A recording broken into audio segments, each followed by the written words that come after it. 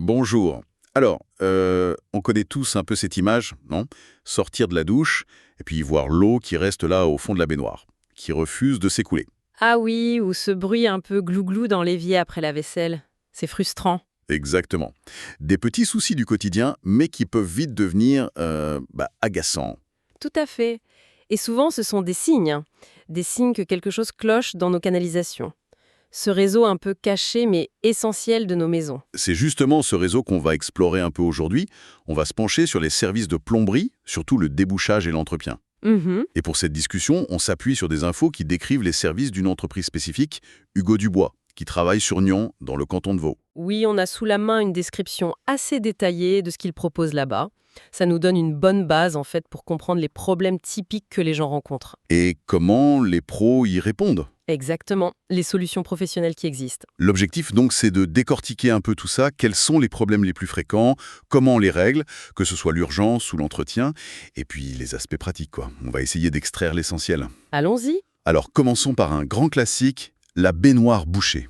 Qu'est-ce qui bloque le plus souvent d'après nos sources? C'est un excellent point de départ, hein. C'est vrai que c'est hyper courant dans les foyers. Alors, les suspects habituels sont pointés du doigt, les cheveux évidemment, Le numéro un. les résidus de savon aussi, qui forment une espèce de pâte là, et puis le calcaire bien sûr, surtout si l'eau est dure. Oui, le calcaire qui aide tout ça à bien s'agglomérer. Il y a une phrase qui résume bien. Les canalisations de la salle de bain sont mises à rude épreuve. Le signe qui ne trompe pas, c'est cette eau qui s'écoule mal ou qui stagne carrément. Et là, face à ça, il faut vraiment pas attendre. C'est pas juste une question de confort, hein. Une eau qui stagne, ça peut faire pression sur les joints, ça peut favoriser les moisissures. Voire des infiltrations si ça dure. Exactement, si le problème s'installe. Donc l'approche décrite pour un débouchage par les pros à Nyon, elle a l'air assez méthodique. Ça commence par une étape clé, trouver précisément où est le bouchon, l'origine du blocage. Ah, c'est pas juste on y va à la ventouse et on verra bien. On cherche d'abord à comprendre. Bah non, idéalement non. Savoir si c'est juste après le siphon ou plus loin, si c'est plutôt du cheveu ou du savon calcifié, ça aide à choisir la bonne technique. C'est la première étape, le diagnostic. D'accord. Ensuite, seulement, vient l'intervention, et là on choisit la technique la plus adaptée. Les documents parlent d'outils modernes. C'est-à-dire? On peut penser à des furets électriques, peut-être même l'hydrojet, vous savez, l'eau sous pression pour les cas difficiles. Souvent, c'est plus efficace et surtout moins agressif pour les vieilles canalisations que certains produits chimiques ou même des outils manuels mal utilisés. Moins de risque de faire pire que mieux, en somme. C'est ça. Et puis, troisième étape qui est importante aussi, donner des conseils d'entretien Ah oui. pour éviter que ça recommence. Voilà. Aider la personne à adopter les bons gestes, mettre une petite grille, éviter de verser certains trucs pour que ça ne se rebouche pas 3 semaines après. Une approche complète, donc. Régler le problème et essayer d'éviter le suivant.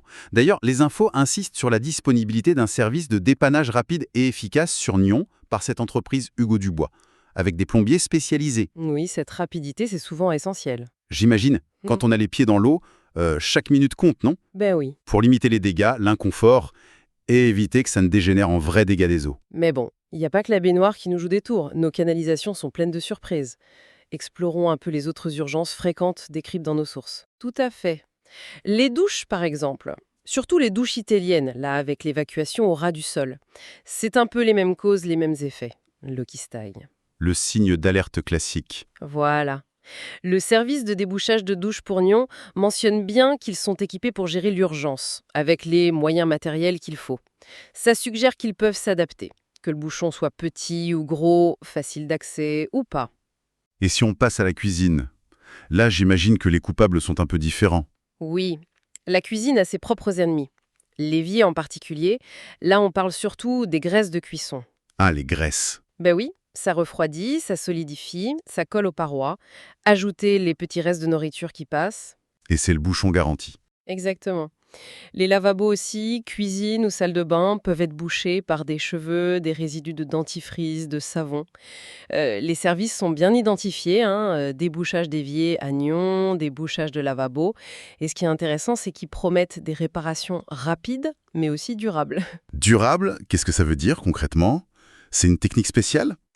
Ça suggère sans doute qu'on ne se contente pas de faire un petit trou dans le bouchon pour que l'eau passe juste un moment. D'accord. L'idée, c'est d'éliminer vraiment l'obstruction, peut-être même de nettoyer un peu la section de tuyau concernée pour ralentir la réaccumulation. C'est peut-être là que l'hydrocurage, même à petite échelle ou un bon coup de furet qui gratte bien, ça prend son sens. L'objectif, c'est pas juste un pansement, quoi. Compris. Et les toilettes, là, c'est souvent la panique à bord. Et c'est particulièrement désagréable. Absolument, les WC bouchés, c'est décrit comme très fréquent et nécessitant une action immédiate dans le canton de Vaud. D'ailleurs, on mentionne une disponibilité de jour comme de nuit à Nyon pour ce type de débouchage. Ça montre bien l'urgence de la situation. Clairement, c'est une priorité absolue pour les plombiers. On pense moins souvent peut-être à nos appareils électroménagers. Le lave-vaisselle, le lave-linge, ils ont aussi leurs tuyaux d'évacuation, non? Tout à fait, c'est un bon point. Prenez le lave-vaisselle. Son tuyau peut se boucher avec un mélange de graisse, de petits débris d'aliments qui passent le filtre et de calcaire. Avec quelles conséquences? Ça peut refouler, créer des fuites sous l'appareil, parfois on s'en rend pas compte tout de suite, ou alors des mauvaises odeurs persistantes. Le service débouchage d'un tuyau de lave-vaisselle à Nyon montre que ce problème spécifique est aussi pris en compte. Ça demande parfois de démonter un peu ou d'utiliser des outils spéciaux pour ces tuyaux plus fins. Jusqu'à maintenant, on a parlé de problèmes dans un seul logement. Mais parfois c'est plus grave, ça touche tout l'immeuble. C'est ça le scénario général? Oui, oui, ça c'est le scénario de la colonne principale bouchée. C'est le gros tuyau vertical qui récupère les eaux usées de tous les appartements. Ah oui, la colonne générale. Voilà. Si elle se bouge souvent à cause de lingettes, de graisse accumulée ou d'objets jetés par erreur, là les conséquences sont collectives et souvent assez terribles. L'eau ne s'évacue plus et elle remonte surtout aux étages inférieurs. Ça doit être la crise totale pour les habitants. Ah bah oui. Plus personne ne peut utiliser les toilettes, la douche, l'évier sans risquer d'inonder chez soi ou chez le voisin du dessous. C'est pour ça que les sources insistent sur une intervention hyper rapide et souvent plus lourde. Le service débouchage de la colonne principale d'un immeuble à Nyon fait référence à ça. Ça demande souvent des gros moyens, comme des camions hydrocureurs, et une vraie expertise pour trouver et casser le bouchon dans ses gros diamètres. Face à tous ces scénarios d'urgence, l'idée de prévention devient assez logique, non? Est-ce qu'il y a des services pour ça? Pour éviter d'en arriver là? Oui, et c'est mis en avant, heureusement. Agir avant que ça ne bloque. Il y a deux types de services d'entretien préventif qui sont mentionnés. D'abord, le curage de canalisation. Le curage, c'est quoi exactement? C'est présenté comme une opération d'entretien assez classique, qu'on recommande de faire régulièrement, surtout dans les immeubles où les tuyaux ont tendance à s'encrasser avec le temps. Le but, c'est d'enlever les dépôts, le tartre, la graisse, le savon accumulés avant qu'ils ne deviennent trop gros et bloquent tout. C'est un peu comme un détartrage pour les tuyaux, quoi. Une sorte d'hygiène préventive. C'est une très bonne image, oui. Le curage, ça utilise souvent des outils mécaniques, comme des furets avec différentes têtes pour gratter l'intérieur des tuyaux. C'est de l'entretien régulier. Et pour aller plus loin, il y a l'hydrocurage. Hydrocurage, ça sonne plus puissant. C'est quoi la différence? Oui, c'est plus costaud. L'hydrocurage, ça utilise de l'eau envoyée à très haute pression, on parle de centaines de bars, avec une buse spéciale dans la canalisation. Et ça fait quoi cette eau suppression? C'est un effet décapant. Ça pulvérise littéralement le tartre, les racines qui auraient pu entrer, les graisses dures, tous les résidus tenaces. Ça nettoie le tuyau sur toute sa circonférence. C'est décrit comme très efficace pour un nettoyage en profondeur ou pour préparer un tuyau avant une inspection caméra, par exemple. On l'utilise en préventif, mais aussi en curatif pour les bouchons vraiment coriaces. Donc, si je résume, le curage, c'est l'entretien de routine, et l'hydrocurage, c'est le grand nettoyage ou la solution choc. On peut voir ça comme ça, oui. Après, le choix dépend de l'état des tuyaux, de leur diamètre, du type de dépôt qu'on soupçonne. On a pas mal parlé du calcaire comme cause ou facteur aggravant. Est-ce qu'il y a moyen de s'attaquer à ce problème à la racine? Effectivement, le calcaire, enfin l'entartrage dû à l'eau dure, c'est un vrai problème dans beaucoup d'endroits. Une solution proactive qui est mentionnée, c'est l'installation d'un adoucisseur d'eau. Un adoucisseur. Oui, l'idée c'est de traiter l'eau dès qu'elle arrive dans la maison pour enlever une bonne partie du calcium et du magnésium qui forment le tartre. Et ça marche comment en gros? Quels sont les avantages concrets? Alors, le système le plus courant, c'est celui à résine échangeuse d'ions. En simple, l'eau passe dans une résine qui capture les ions calcium et magnésium et les remplace par des ions sodium. L'eau qui sort est donc adoucie. Et les bénéfices? Ils sont multiples, d'après les sources. D'abord, ça protège les canalisations. Moins de tartre, donc moins de risque de rétrécissement et moins de points où les autres saletés peuvent s'accrocher. Ensuite, c'est un point important pour le portefeuille, ça protège les appareils électroménagers. Comment ça? Le tartre, ça isole thermiquement. Quand il s'accumule sur la résistance d'un chauffe-eau, d'une machine à laver ou d'un lave-vaisselle, l'appareil doit consommer plus d'énergie pour chauffer. Ah oui, logique. Donc, sans tartre, on garde une meilleure efficacité énergétique et on prolonge la durée de vie des appareils. Moins de pannes liées au calcaire. Et puis, il y a le confort. Moins de traces blanches partout, la peau moins sèche après la douche, le linge plus doux. Et on utilise même moins de produits, de lessive, etc. C'est assez convaincant comme liste d'avantages. Les sources disent aussi qu'il faut des conseils d'experts pour ce genre de projet. Pourquoi?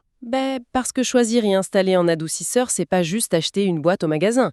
Il faut le dimensionner correctement, ça dépend de la dureté de l'eau chez vous, ça peut varier d'un quartier à l'autre, et de combien d'eau vous consommez. Trop petit, ça sert à rien.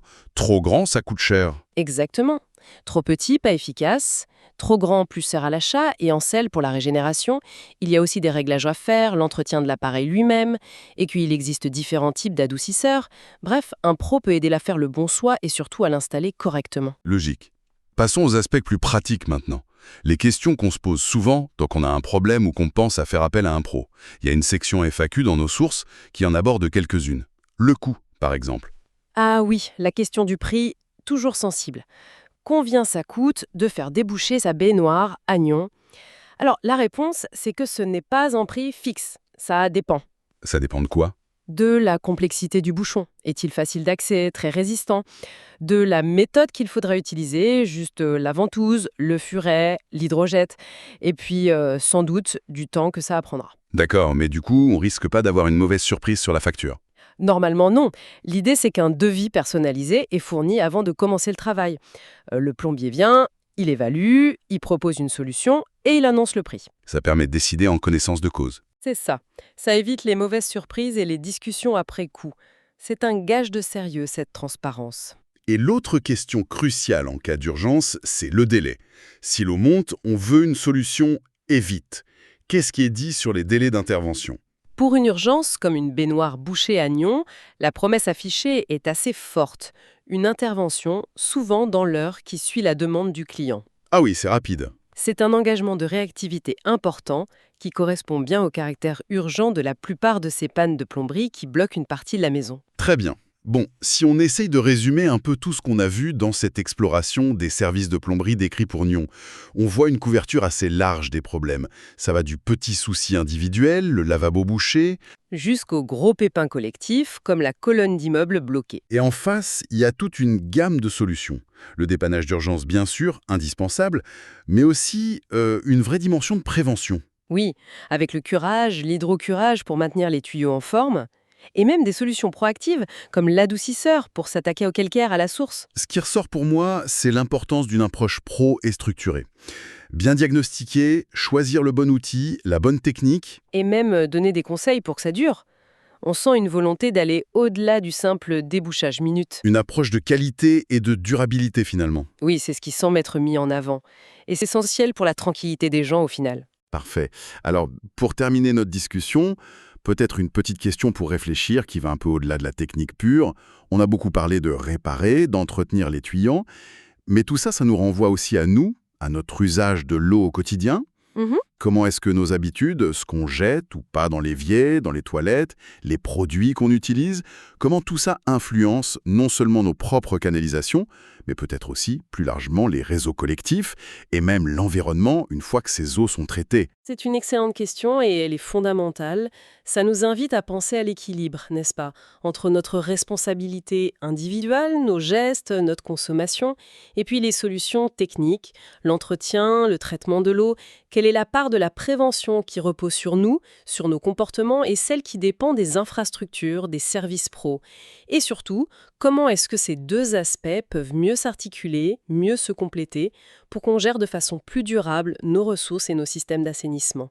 Voilà de quoi réfléchir, effectivement. Merci pour cette analyse. Merci à vous.